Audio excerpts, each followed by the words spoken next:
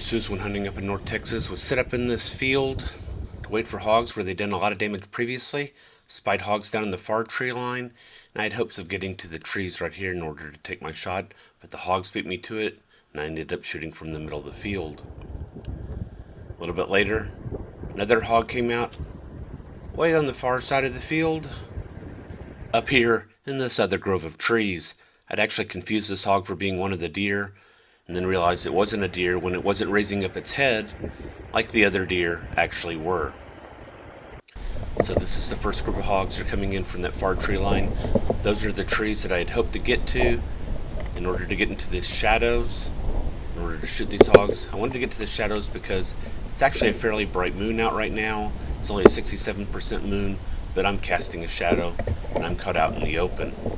Now my opening shots on both hunts is going to be with Remington Core-Lokt bullets loaded by Druid Hill Armory with Starline brass, and follow-up shots are going to be with factory Hornet DSSD ammunition fired through my Lone Star Armory TX-15 multi-purpose carbine enhanced. It's done a great job for me so far.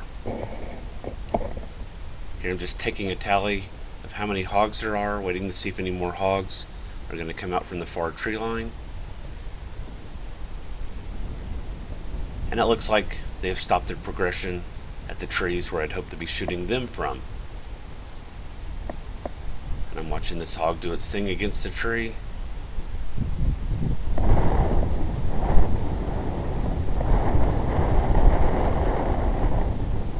And here I have hopes of doubling down on my opening shot.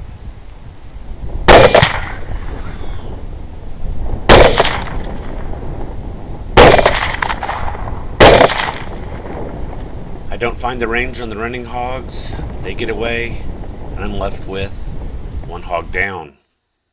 Brass Catcher by Tactical Brass Recovery. She turned out to be a 165-pound sow, and she was pregnant with 6 on board. About an hour later, I'm making an approach on this hog that I've been watching for about 20 minutes at this point. As you can see, I can just see the back right here. Kind of looks like one of the deer. Here I've moved up, got a tree behind it, renuking the image. Now my approach on this hog has been slowed because I have some other things going on right now, as you're about to hear. Alright, Mom, love you. So I've got a wireless earbud in one ear, and I'd received a phone call from my 84-year-old mother who had recently had surgery and had just been moved to a rehab facility. When you get a phone call from your mom under those circumstances, it doesn't matter what you're doing, you take that call. Alright, bye-bye. Apparently, she would really like us to bring her some Dr. Pepper, which we did on the following day. Alright, at 80 yards, here we go. One shot and the hog goes down.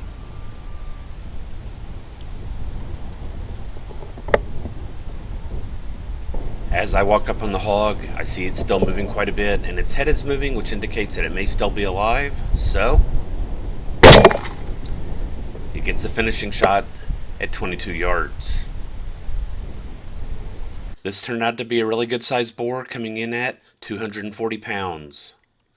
If you want to see more about the external ballistics and terminal performance of the bullet, be sure to check out my new channel. I'll put a link at the end of the video.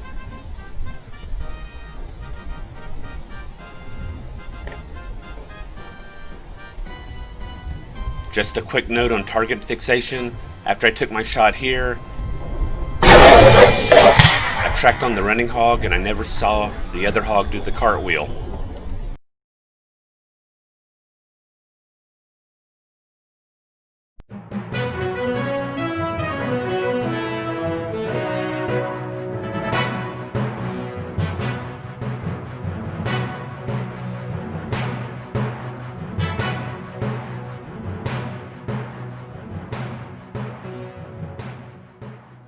Carpe sus, my friends.